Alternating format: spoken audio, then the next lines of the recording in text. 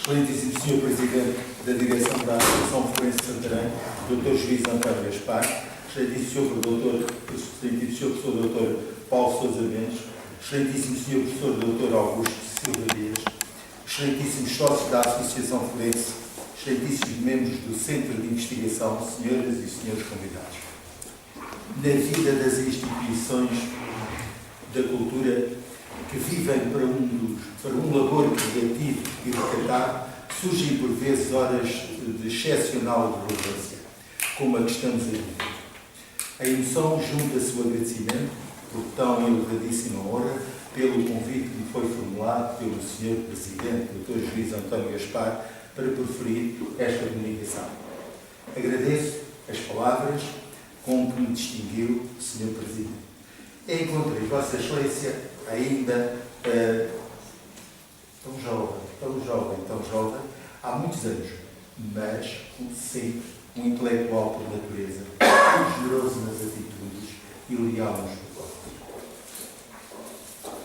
No estudo do conceito da liberdade da história contemporânea, fazemos o encontro com a ciência integral do homem dos séculos XVIII, XIX e XX. Reconhecemos a nossa humildade perante a obra grandiosa da criação. É neste espírito que a emoção se junta à honra do protocolo celebrado com a Associação Forense de Santarém, que do alto dos seus 12 anos usufrui de respeito e consagração, verdadeiro paradigma académico, pela sua tessitura, pela justiça das suas ponderações de ideias e pela inovação dos juízos formulados. Diria, e em consequência aqui estamos, com o espírito cheio de lembranças da história, vivida pelos homens da idade contemporânea, já tão universal. A linguagem dos nossos dias liberta de imutável e do absurdo.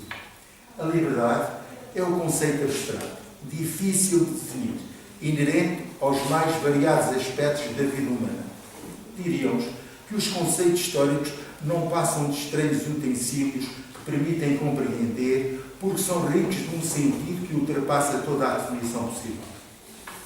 A faculdade que nos permite distinguir o bem do mal é o que chamamos consciência moral ou conhecimento.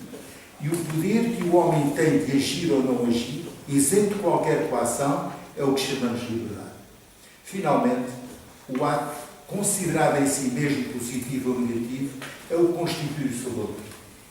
Aparecem tantas abstrações que, partindo de um fecho de possibilidades, podem ser definidas por uma teoria que permite construí-las, mas só espera ao fim de longas explicações teóricas.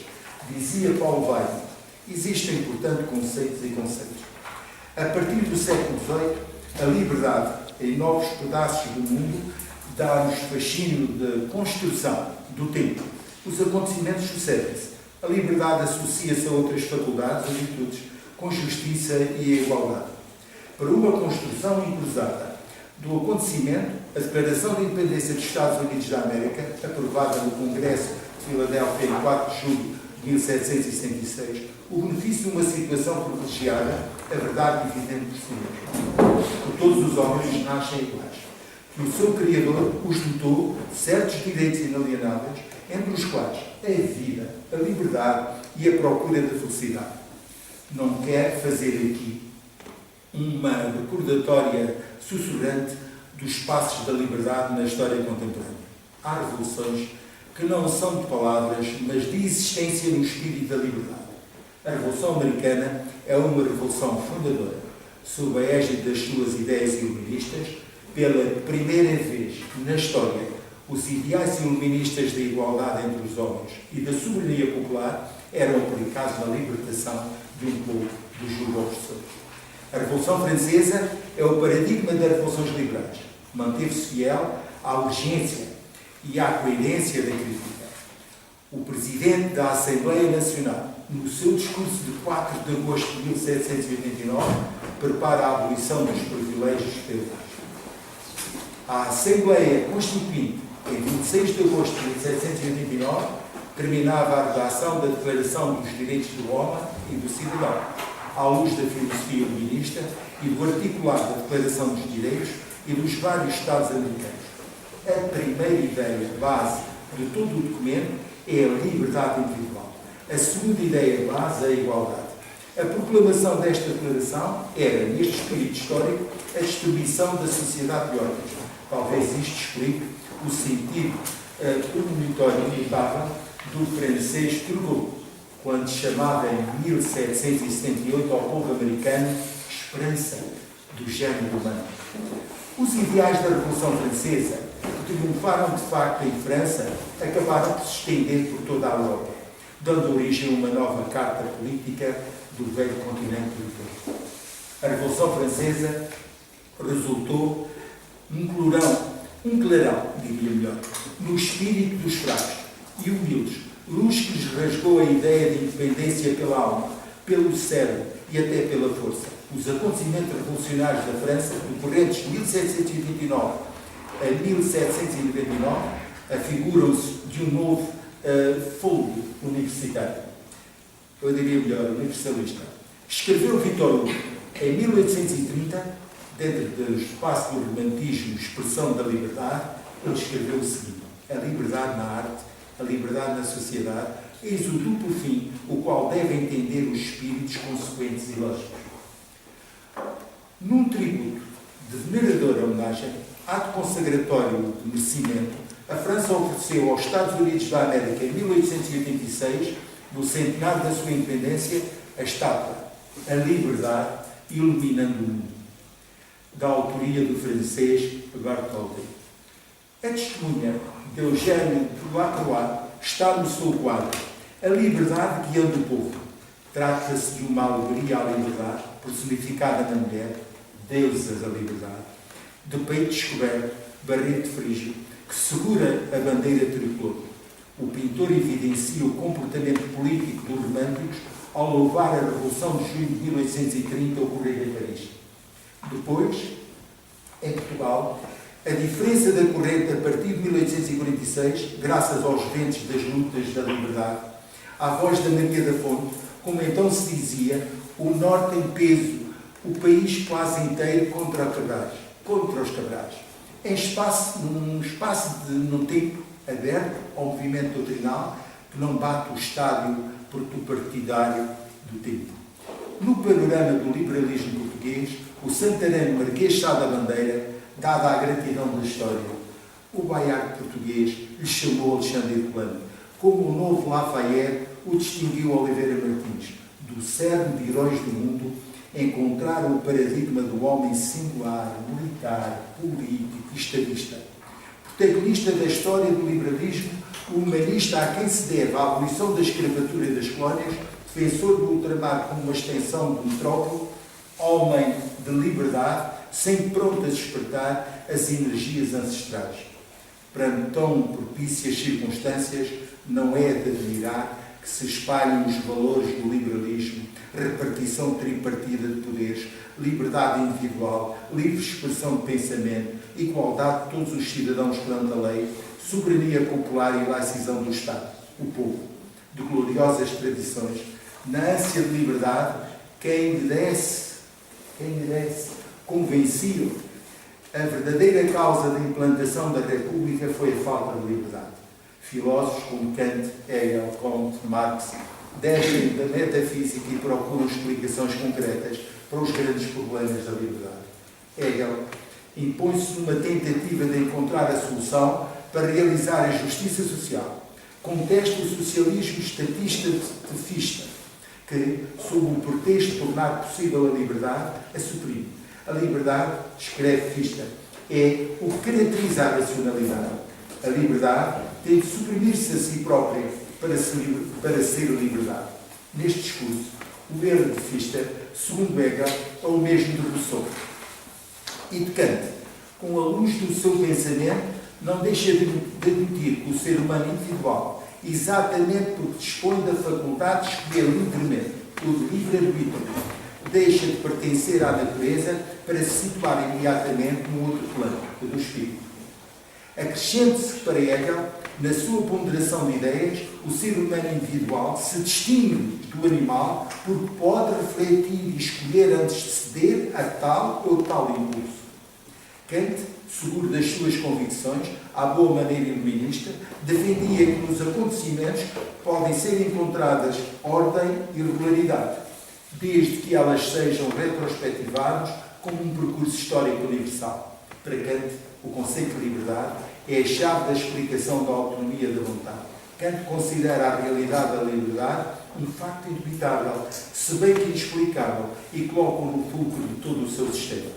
O comunismo, preconizado por Marx, é total. A humanidade sairá, enfim, do reino da fatalidade para entrar duradouramente no reino da liberdade. O chamado princípio condutor ampliado. A vida, a honra e a liberdade dos indivíduos só merecem proteção enquanto são necessários para que se desenvolva e floresça a vida, a honra e a liberdade do povo. Mas Marx, no seu passo firme e consistente, consta que, na realidade, o homem não é livre. O homem é abstrato, o homem pensado, é sem dúvida livre, mas a liberdade que ele dispõe não passa de uma liberdade pensada. O homem real, o indivíduo concreto, está alienado pela religião, segundo Flaubert, ou pelo dinheiro, segundo Hesse. Para Marx, é o estado das forças materiais de produção que está na base da alienação. Temos uma posição da cutilante analista em Benjamin Constant na sua argumentação sobre a liberdade. E o liberalismo entendia que a liberdade é um triunfo da individualidade, tanto sobre a autoridade que desejaria governar pelo despotismo, como sobre a massa que reclama o direito de escravizar a minoria à maioria. Considerava a liberdade dos modernos como liberdade de autonomia, liberdade como espaço reservado à autodeterminação de cada pessoa face ao Estado. Por seu lado, o republicanismo reivindicou e acabou por continuar na herança do século das luzes e da tradição dos movimentos radicais. Conseguiu um enraizamento definitivo nos ideais da liberdade, igualdade e solidariedade, um ideal de libertação plena. A República nasce como um ideal e opção ética, florilégio de sonhos para uma prática renascida, estruturada por instituições justas e livres. As causas pelas quais a República tinha de ser implantada aparecem numa lista maçónica cujas premissas foram dadas por Magalhães de Lima, que chegava à seguinte conclusão: a República, diz ele, a República, eis a única solução para o problema político português. Ela cumprirá o dever de dirigir o país de modo a dar aos nacionais todas as garantias de ordem e de justiça. A República tornar-se-á também um governo de ordem no interior e no exterior. A maçonaria constituía uma sociedade pensante, uma bússola virada aos ideais da Revolução Francesa, dada a solidariedade dos guardiões. Entretanto, a liberdade e o fenómeno Humberto Delgado a lançar sementes de mudança no ano de 1958, comparável, segundo a imprensa, a um terremoto político.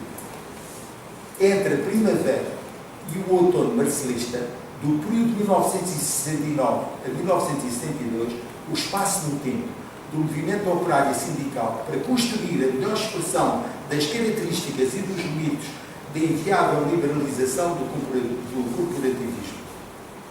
Diria que a liberdade e a euforia popular deixou um conjunto de manifestações numa terceira república em Portugal, num mundo em que tudo se questiona, de revolucionária multifacetada entre 1964 e 1965, de empresários entre 1982 e 1990 e uma república financeira de financeiros e jornalistas a partir de então.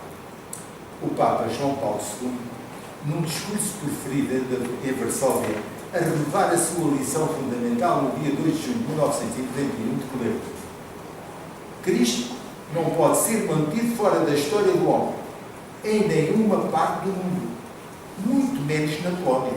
E acrescentou: em setembro constituiu-se como partido político um novo grupo oposicionista, a Confederação da Polónia, independente, com membros secretos e um compromisso de conquistar para a Polónia a liberdade e independência totais. A memória reatualiza-se, portanto, no meio de tantas dúvidas e certezas sobre a época contemporânea. A história também é veículo que luta contra o esquecimento. Tais são as razões que levaram Alexandre Herculano a dizer: a história pode comparar-se a uma coluna polígona de mármore. Quem quiser examiná-la é andar em redor dela, contemplá-la em todas as suas faces. Prontos para seguir o Guilherme de Oliveira Martins no estudo de Michel Bozier sobre a sociedade bloqueada, em que a democracia, a legitimação e a legitimidade do exercício voltam a estar em causa, nestes tempos sombrios da política da austeridade e a minar a liberdade.